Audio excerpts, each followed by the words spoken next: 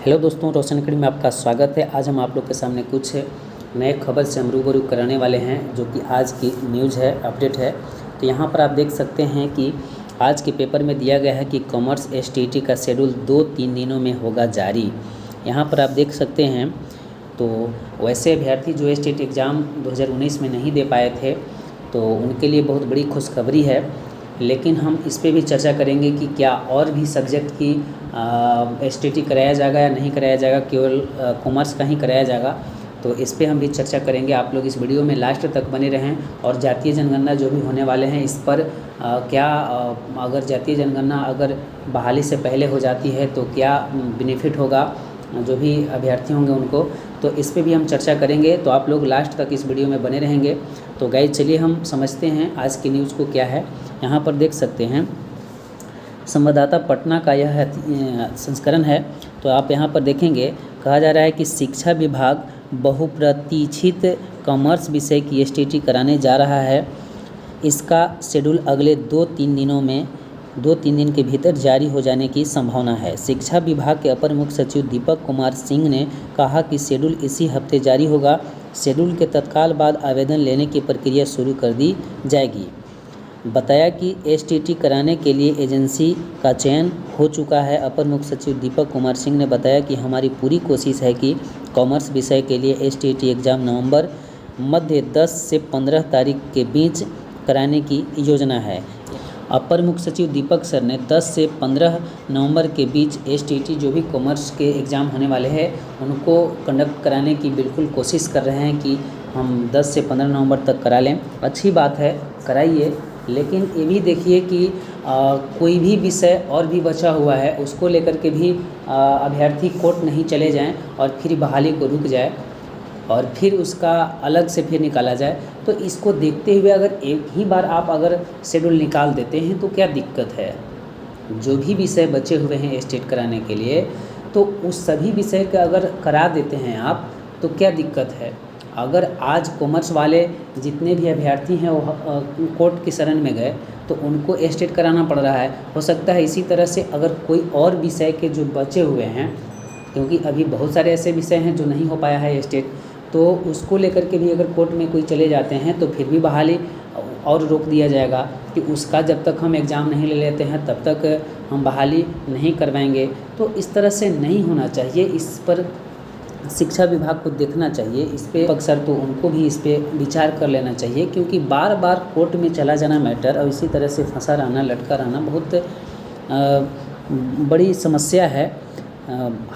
इसका बहाली हमें नहीं लगता है कि इस तरह से अगर होगी तो बहाली पूर्ण हो पाएगी। तो चलिए हम आगे बात करते हैं।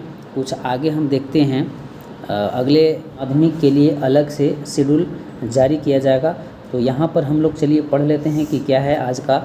तो आधिकारिक सूत्रों के मुताबिक 7वें चरण के शिक्षक नियोजन के पोर्टल को इसी सप्ताह 30 सितंबर तक हरी झंडी दे दी जाएगी। साथ ही नियमावली का कैबिनेट से अनुमोदन अधिकतम 1 माह के अंदर ले लिया जाएगा। शिक्षा विभाग की योजना है कि 30 नवंबर तक रिक्तियां का रोस्टर क्लियरेंस कराने के बाद 15 दिसंबर से माध्यमिक और उच्च माध्यमिक शिक्षक नियोजन के लिए विज्ञापन जारी कर दिया जाएगा। मार्च 2023 तक नियुक्ति पत्र बांटे जाने की योजना है। इसके बाद प्राथमिक शिक्षक नियोजन शेड्यूल 7 अप्रैल तक जारी होने की उम्मीद है।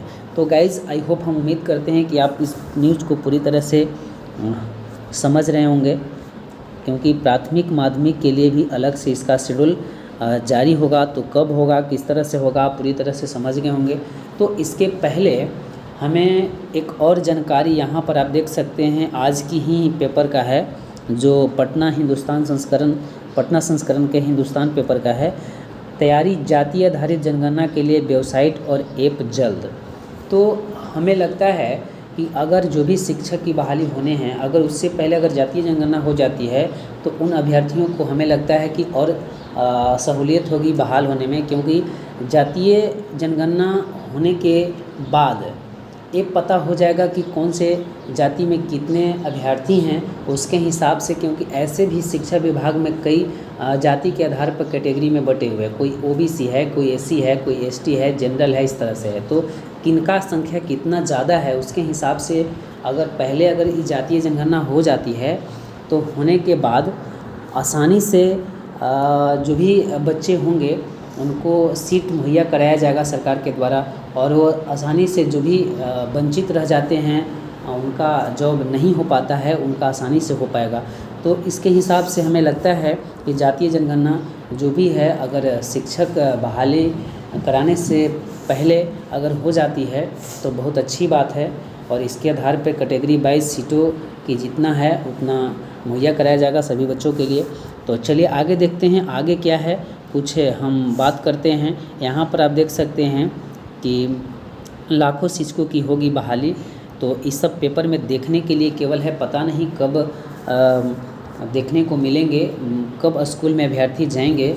तो इसको लेकर के थोड़ा सा बड़ा संशय बना रह रहा है, क्योंकि पेपरबाजी बहुत ज़्यादा हो रहा है, और मुख्य रूप से जो लेटर आना चाहिए विभाग से वो नहीं मिल पा रहा है, और पेपरबाजी बहुत धड़ल्ले से हो रहा है।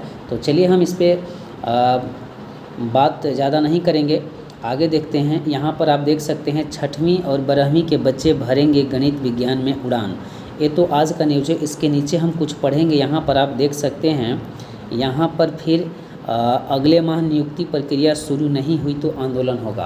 क्या अच्छी बात है, आंदोलन कीजिए, लेकिन एकजुट होकर के करना चाहिए, न कि आपस में लड़ झगड़ जाते हैं और बढ़ जाते हैं, इसका फ़ायदा सरकार उठाती है।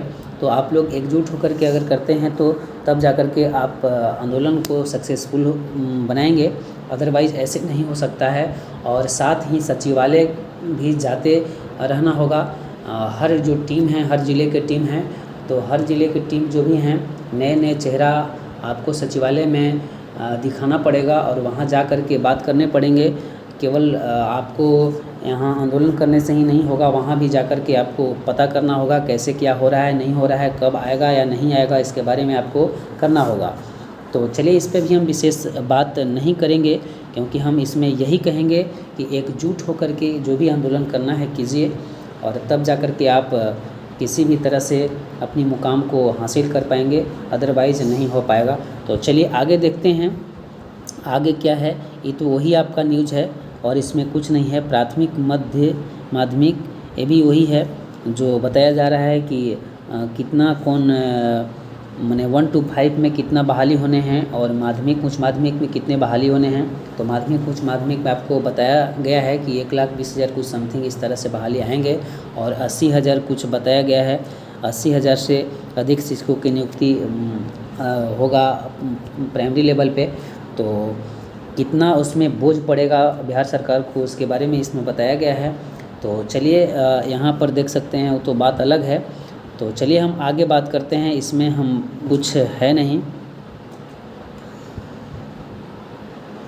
तो हम लोग इसी पर हम बात कर रहे थे। तो सबसे पहले एक और हम बात आप लोग के सामने बताने की कोशिश करेंगे, और बताए भी थे कि हम बताएंगे। हमने बात करने वाले थे कि कॉमर्स एसटीटी का तो एग्ज़ाम लिया जा रहा है, जो बचा सब्जेक्ट है उसका क्यों नहीं एस्टेट का एग्ज़ाम कराया जा रहा है। ये तो बहुत बड़ा विडम्बना है कि एक एक सब्जेक्ट का बार बार कराया जा रहा है। भाई एक ही बार आप क्यों नहीं एस्टेट करा लेते हैं? जब और सब्जेक्ट बचा था उस समय भी आप 2019 में करा सकते थे, लेकिन उस समय नहीं कराया। जब जो भी अभ्यर्थी थे वो हाई कोर्ट के शरण में गए, तब इसका निर्णय लिया गया कि नहीं, कॉमर्स का भी एस्टेट कराया जाए। अगर हो सकता है कि और विषय का जो नहीं हुआ है वो भी विषय को लेकर के अभ्यर्थी कोर्ट में चले जाएं, और जाने के बाद वो भी रुक सकता है। तो हमें सरकार को लगता है कि ऐसा नहीं करना चाहिए, और सभी विषय की एक ही बार एस्टेट जो भी कराना है वो करा लेना चाहिए, इसके बाद बहाली करनी चाहिए। तब जा कर के पूरी तरह से बिल्कुल एकदम साफ़ सुथरी बहाली होगी, कोई कोर्ट में कोई इधर उधर नहीं जा पाएगा। तो हम इसमें कुछ विशेष ज़्यादा नहीं कहेंगे, और होना भी चाहिए और भी विषय का एस्टेट। तो आज का इतना ही, फिर हम अगले वीडियो में मिलेंगे। यह वीडियो कैसा लगा आप लोग कमेंट बॉक्स में ज़रूर बताएं, और एक दूसरे अभ्यर्थी को लाइक शेयर ज़रूर करें। तो चलिए आज का इतना ही। जय हिंद, जय भारत।